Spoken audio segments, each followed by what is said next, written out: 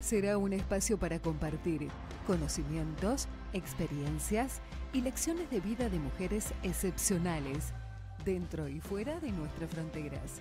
Es una iniciativa del Global Forums dedicada a visibilizar el liderazgo femenino y promover el diálogo sobre los desafíos y oportunidades que enfrentan las mujeres en distintos ambientes de la sociedad. Los invitamos a seguirnos en LinkedIn e Instagram como Global Forums. Cómo esto empieza a relacionarse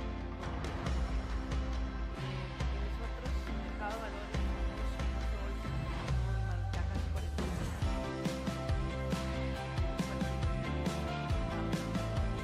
Con esta experiencia de vida que nos ha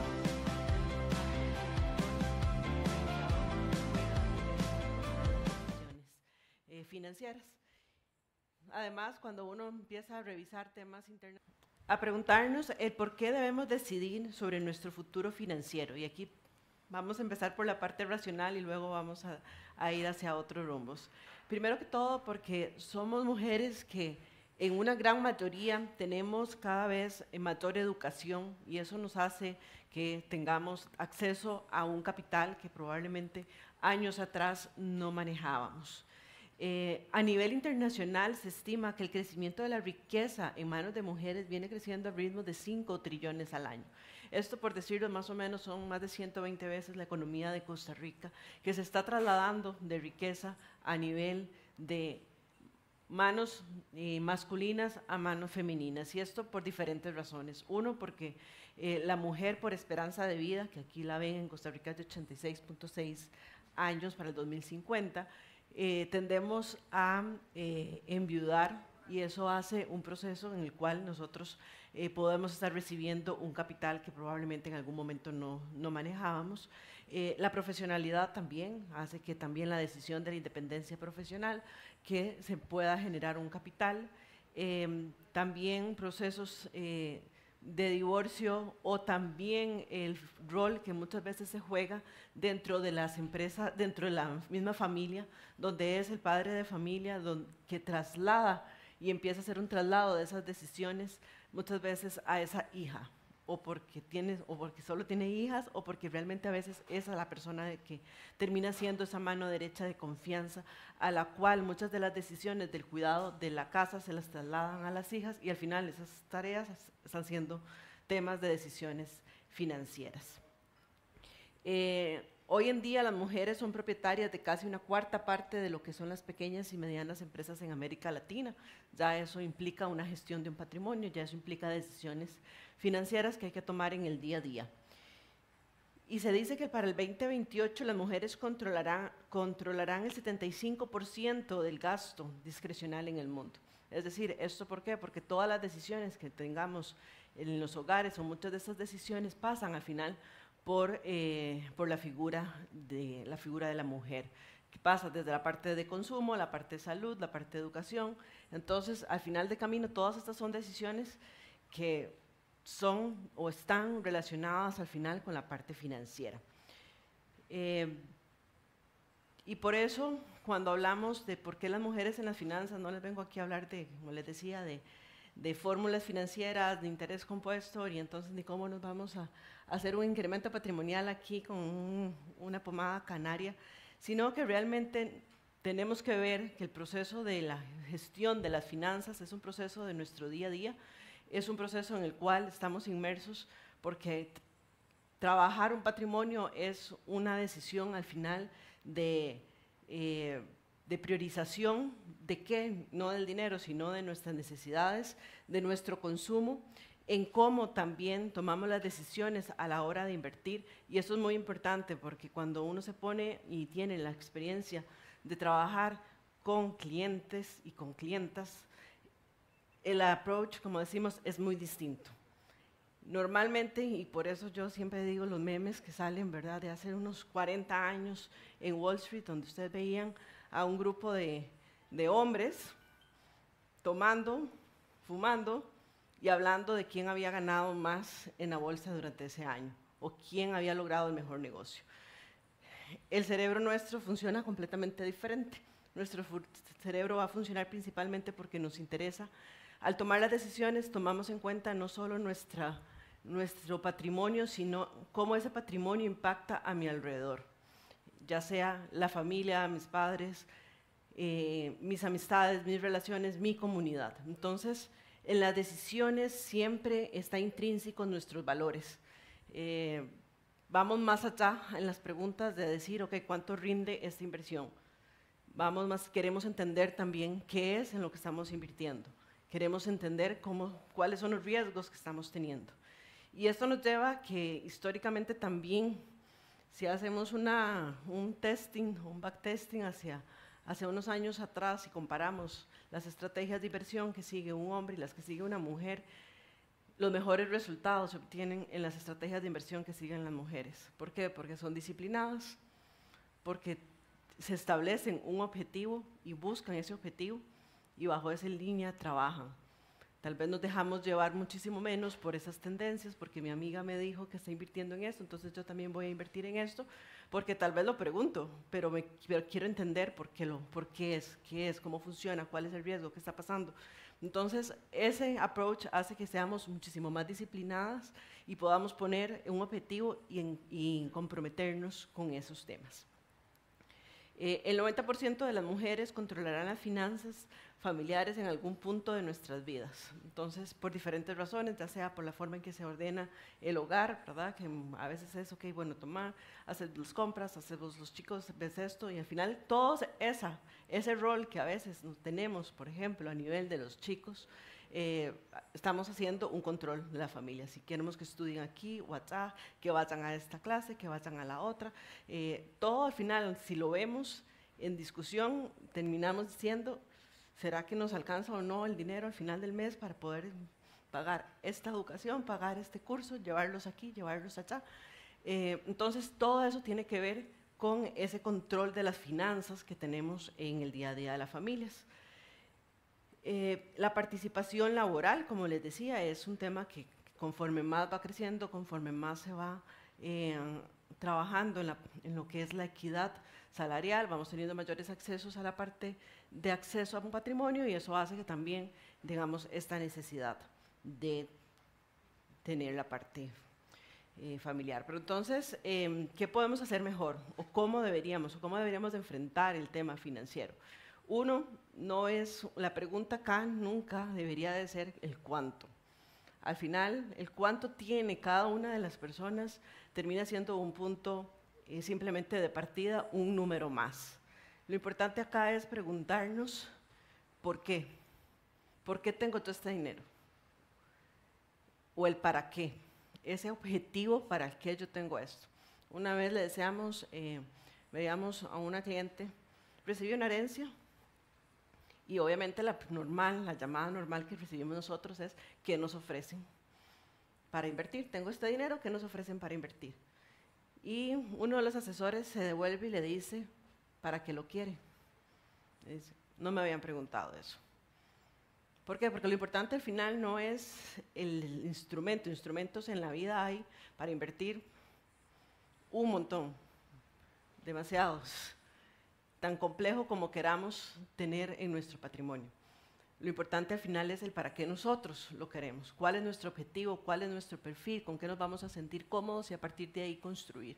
Porque al final el dinero no es más que una herramienta para lograr nuestros objetivos. Entonces, a partir de ahí, podemos empezar en el qué vamos a hacer, cuál es nuestro plan financiero, cómo lo vamos a establecer. No hay un objetivo probablemente tampoco, no es que nos vamos a casar y decir, bueno, que yo estoy trabajando solo para mi retiro, no. Probablemente estamos trabajando para unas vacaciones, también estamos trabajando este patrimonio para la educación nuestra, la educación de nuestros hijos, existen muchos y ahí es donde los acompañamientos se vuelven importantes para empezar el trade-off, ¿verdad? No todo a veces se puede, hay que también empezar a tener procesos formales de empezar a sensibilizar y decir, bueno, ¿hasta dónde? ¿Sí? ¿Y qué? ¿Y a qué me voy a enfocar?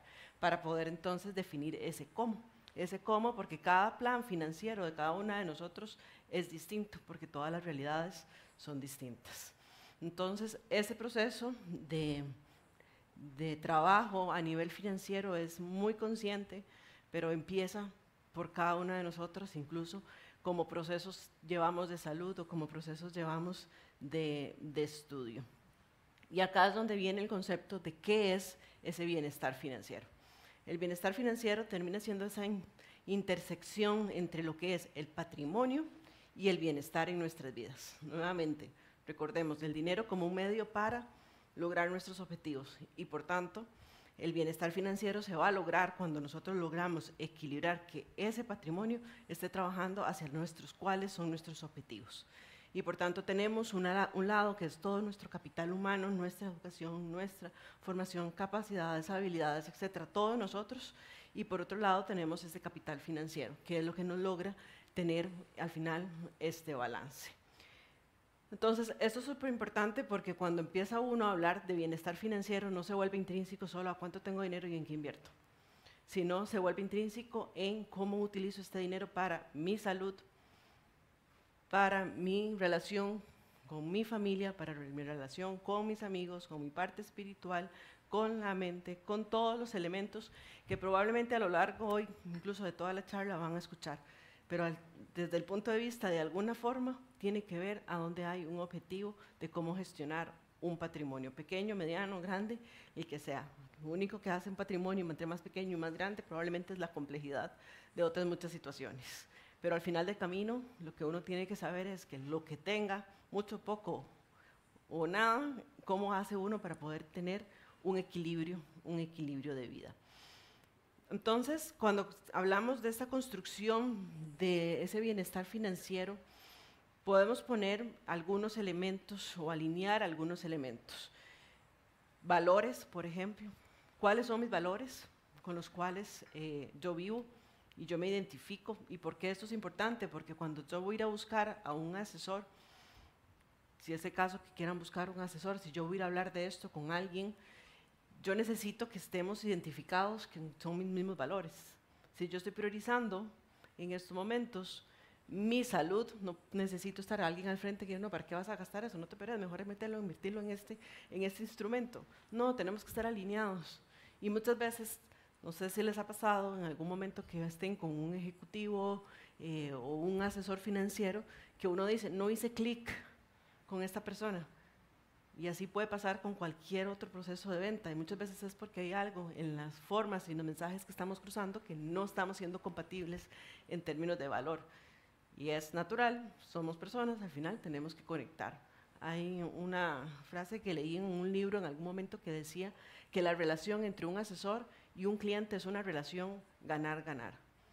El cliente tiene que sentir que yo estoy sentado frente a un asesor que me está dando algo más en mi vida, un valor agregado. Pero también el asesor tiene que sentir que estar sentado con esa persona está ahí porque le está generando un valor a él y al cliente. Porque si no, no va a fluir. Porque las relaciones, al final, cuando estamos hablando de la parte financiera, son relaciones de mucha confianza. Y hay que ir generando esa confianza. Y hay que ir ganándose esa confianza. Una vez me decían que hay 3 cosas en la vida que uno no le pone en manos de cualquiera: la salud, los hijos y el dinero. Entonces, sí, cuando estamos hablando de acompañamiento, es importante que nosotros busquemos cuáles son nuestros valores y por tanto seleccionemos quién es ese asesor que realmente nos sentimos compatibles para poder contarle lo máximo que tengamos que contarle, porque un asesor que le cuente la historia a medias es como un doctor que le cuente la historia a medias. No va a poder llegar a tener un diagnóstico correcto de cómo ayudarles. Educación y literatura. Aquí siempre hay una corresponsabilidad. No se trata de decir, ay, es que mi asesor me dijo que emitieran eso. Yo no sé qué es, pero la verdad, yo le hice caso. Él me lo dijo. No se vale. Empoderémonos, preguntemos. Es nuestro derecho como inversionistas preguntarle a la persona que tenemos al frente qué es, por qué funciona, cómo es que me van a pagar, cuál es el riesgo que estoy asumiendo. Eduquémonos, leamos. Ahora hay muchas facilidades para hablar, para poder encontrar información. Entonces, para podernos empoderar necesitamos pasar por la educación. Y también, muy importante, por último, el tema de establecer cuáles son nuestras prioridades. Porque si logramos entender estos tres, teniendo una educación donde podemos ir avanzando nuestros valores y nuestras prioridades, podemos ir entendiendo nuestras necesidades y qué intercambios podemos hacer. Y si no voy a tener esto, pero voy a tener esto. ¿Por qué? Porque está en mi prioridad. No me voy a ir de vacaciones esta vez, ¿por qué? Porque me voy a trabajar un tema de salud en este año. No voy a cambiar el carro porque quiero mejor pagarle la educación de mis hijos en estos momentos. Y al final las prioridades de cada quien no son juzgables tampoco, ¿verdad? Tú no le vas a decir, no, ¿cómo que estás priorizando un viaje a la salud? Cada quien prioriza porque hizo ese trabajo interno de que quiero priorizar, yo quiero pasear, no importa, y listo, pero yo no, quizás, no pasa nada. Cada una de nosotros tenemos prioridades diferentes, objetivos y valores diferentes. Y esto es lo que nos ayuda a alinear entonces este patrimonio con nuestra mente, cuerpo y al final esta riqueza. Y por eso se los dejo en 3 R's en este proceso de alcanzar el bienestar financiero. 1, la educación es la que nos va a sacar de esa zona de confort a llegar a esa zona de confianza, como se trabaja en muchos temas de psicología, ¿verdad? Cómo pasamos de esa zona de confort, pasamos a la zona de miedo, a esa zona de aprendizaje y por último a esa zona de confianza, a través de esa introspección, a través de la educación y a través de ese acompañamiento. Y por último, acoger ese espacio. No hay nada mejor que llegar a un cliente que llega bastante tímido con nosotros y conforme va avanzando en la relación y tiene ese acompañamiento, esa educación y ese proceso de que empieza probablemente muchas veces con instrumentos de inversión muy sencillos y luego poco a poco va asumiendo otros y otros, pero desde el entendimiento y no desde esta es la moda de la inversión, vamos por esto es lo que te genera más rendimiento, sino cómo va siendo esto un proceso. Y esto es lo que nos lleva a ese proceso de bienestar financiero. Y por último les voy a dejar una pequeña reflexión, que es trabajar sobre cuáles son nuestros códigos de dinero. Nuestros códigos de dinero es esa relación que nosotros hoy tenemos con el dinero. Con el dinero tenemos una relación. ¿Y por qué tenemos una relación? Porque tenemos, desde que fuimos muy chicos, muchos statements que nos han enseñado, que los hemos asumido o que los hemos interpretado en la vida. Yo digo, ¿quién no se acuerda cuando a alguien le decían, es que esta es una agarrada, así, de 5 años, y decimos, es que esta no deja, pero de verle es como de verle. Exacto. Y entonces, y así vamos llamando y etiquetando muchas veces a los niños en cómo son con el dinero. Y probablemente hoy es cuando entendemos que salimos en un grupo de amigos y vemos al que le encanta gastar la plata, el que anda viendo el menú, el que anda... Porque todos operamos desde cómo fuimos formados a nivel del dinero. Muchas veces tal vez ni siquiera es eso, también hemos tenido referentes en términos de cómo se gestiona un patrimonio. Y quizás tenemos a algún tío, o a nuestros papás, o a nuestros abuelos, a esas personas que terminan siendo mentores, aquellos que han sido positivos y son aspiracionales, a los cuales nosotros decimos, yo quiero ser así cuando sea grande, o los que no, los ejemplos, digamos, negativos de los que yo no quiero ser. Pero eso nos ha formado y eso ha creado la forma también en que nosotros vemos nuestras decisiones del dinero. Entonces, quisiera como que también ustedes hoy se puedan llevar como ese espacio de decir, ok, yo estoy actuando así con mi patrimonio, y puede ser por esto. ¿Para qué nos sirve esto? No para justificarnos, sino para decir si hay algo que yo quiero cambiar y dar un paso adelante, cómo yo puedo hacerlo desde eliminar esto o fortalecer porque sea algo que queramos tener. Pero nos empieza a identificar también cómo nosotros nos empezamos a identificar en nuestra gestión con nuestras finanzas. Y porque al final, esto es un lema que utilizamos mucho en la empresa, es que la gestión patrimonial es un acto de amor. ¿Por qué? Porque se trata no solo de la generación del patrimonio, el cómo lo generamos desde nuestro trabajo, desde nuestras familias, desde nuestras empresas. Esa es la generación, cómo lo generamos. Eso es dificilísimo, pero también es muy difícil preservarlo. Cómo lo preservamos, cómo lo invertimos de la mejor forma en las diferentes situaciones que podamos tener en nuestra vida. Y otro elemento es transferirlo. Entonces, ¿cómo estamos preparando también nuestro patrimonio para transferirlo a siguientes generaciones? Si ese es nuestro objetivo. ¿Cómo estamos preparando para transferirlo, ya sea en ayudas que queramos dar en nuestra vida? Pero al final son 3 elementos que tenemos que pensar. 1, cómo lo generamos, cómo lo preservamos y por último, cómo lo queremos transferir.